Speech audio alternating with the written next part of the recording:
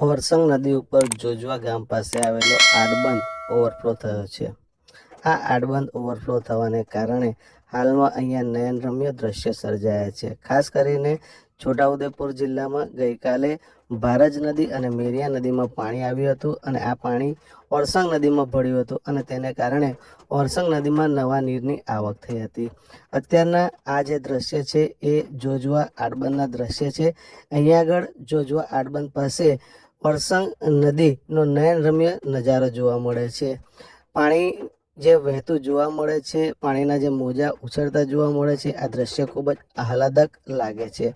હાલમાં આ જોજવા આડબંધ ઓવરફ્લો થતો જોવા મળી રહ્યો છે. જોજવા આડબંધ એ આ વિસ્તારના ખેડૂતો માટે આશીર્વાદરૂપ છે. મધ્યપ્રદેશમાંથી નીકળતી આ ઓરસંગ નદી એ છોટાઉદેપુર જિલ્લાની સૌથી મોટી નદી છે.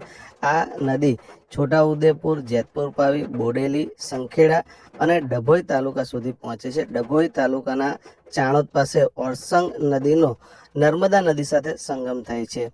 આ નદી આ વિસ્તારની લોકમાતા ગણાય છે. ઓરસંગ નદીમાં પાણી આવવાને કારણે ઓરસંગ નદીના કિનારાના વિસ્તારોમાં આવેલા બોર કૂવા પણ રિચાર્જ થશે. એક રીતે ખેડૂતો માટે આ નદી આશીર્વાદરૂપ છે. ઓરસંગ નદીના કિનારે આવેલા ઘણા વોટરવર્ક્સ પણ છે, જે વોટરવર્ક્સ માટે પણ આ નદીમાં આવેલું પાણી આશીર્વાદરૂપ બને છે.